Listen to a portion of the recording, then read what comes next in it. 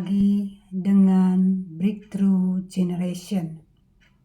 Kali ini saya ingin menyampaikan sebuah renungan singkat tentang hidup oleh Roh. Roma 8 ayat pertama sampai dengan ayat yang ketiga. Demikianlah sekarang tidak ada penghukuman bagi mereka yang ada di dalam Kristus Yesus. Roh yang memberi hidup telah memerdekakan kamu dalam Kristus dari hukum dosa dan hukum maut. Sebab apa yang tidak mungkin dilakukan hukum Taurat karena tak berdaya oleh daging, telah dilakukan oleh Allah dengan jalan mengutus anaknya sendiri dalam daging yang serupa dengan daging yang dikuasai dosa. Karena dosa, ia telah menjatuhkan hukuman atas dosa di dalam daging, supaya tuntunan hukum Taurat digenapi di dalam kita yang tidak hidup menurut daging, tetapi menurut Roh. Demikian firman Tuhan yang boleh saya sampaikan. Saya akan mencoba mengupas tentang sebuah kehidupan manusia. Saudara, kalau di dalam diri kita itu masih punya akar pahit, artinya di dalam hati kita itu masih banyak sampah-sampah yang kita simpan. Kondisi karakter seseorang yang seperti itu adalah kondisi karakter orang yang terlukai. Saudara, banyak saya jumpai dalam kehidupan saya secara pribadi orang-orang yang kelihatannya baik dengan kita. Mungkin orang-orang terdekat kita yang kelihatannya baik dengan kita. Tetapi di belakang mereka memfitnah kita, mereka menilai kita, mereka mencemooh kita, mereka membuli kehidupan kita, bahkan mengatakan kehidupan kita adalah sesuatu yang tidak baik buat mereka. Saudara, Tuhan Yesus tidak disukai oleh orang-orang yang tidak mau mengikuti ajaran-ajaran Tuhan. Orang-orang Farisi, orang-orang Taurat, ahli-ahli Taurat yang mencemooh dia. Orang baik dicemooh orang, apalagi orang yang berkarakter negatif. Saudara, bagaimana sikap kita sebagai anak-anak Tuhan?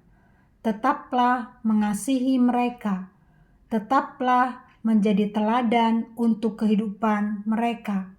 Kadang kata-kata kita mungkin menyakitkan untuk mereka, karena kita menegur, kita mendisiplin, kita memperbaiki, menolong orang-orang di sekitar kita yang berkarakter negatif.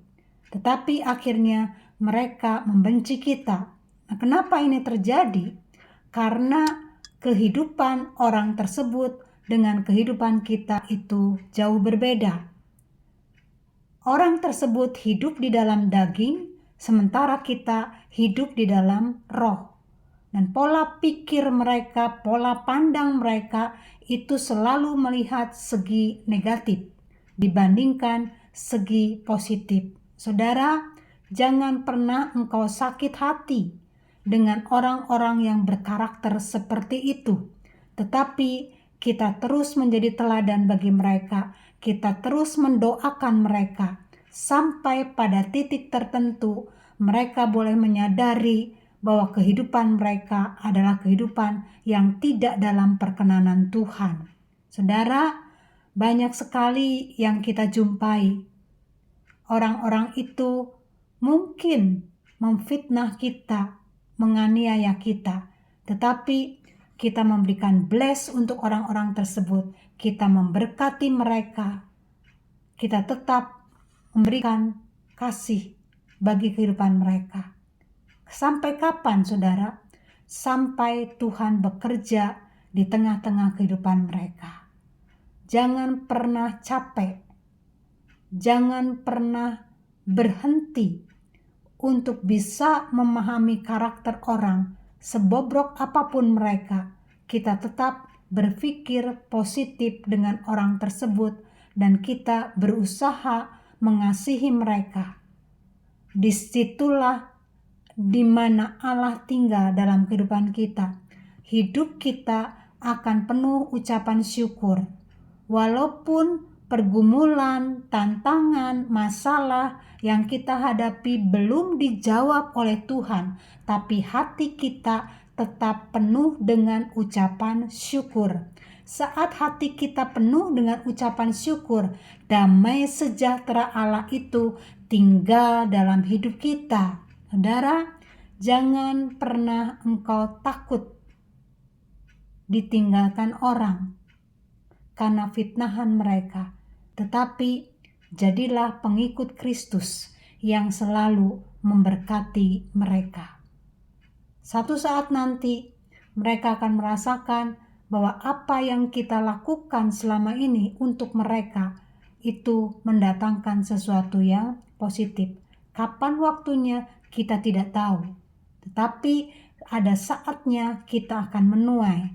Di saat orang menyakiti kita, kita tetap mengasihi orang itu, kita mendoakan orang itu, kita berusaha untuk membawa orang itu kepada jalur Tuhan. Artinya kita terus memuridkan mereka sampai pada saat tertentu mereka menjadi pengikut Kristus seperti kita juga. Nah, saudara, mari kita sama-sama terus berjuang, terus berlatih, memiliki karakter yang lebih baik, kesabaran, ketekunan untuk menjangkau seorang jiwa yang mungkin itu sangat menyakiti hati kita. Saudara, buang sampah-sampah dalam dirimu, bersihkan, sapu itu, dan saat kita menyapu sampah-sampah itu, ada rasa sakit, ada tenaga yang kita keluarkan, ada effort yang kita harus lakukan. Tetapi Tuhanlah yang memberkati saudara dan saya. Tuhan Yesus memberkati. Shalom.